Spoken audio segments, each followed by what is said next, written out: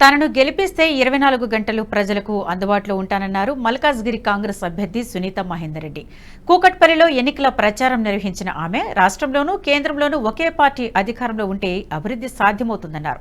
Parliament ఎన్నికల అనంతరం అన్ని స్థానిక సమస్యలను పరిష్కరిస్తామన్నారు.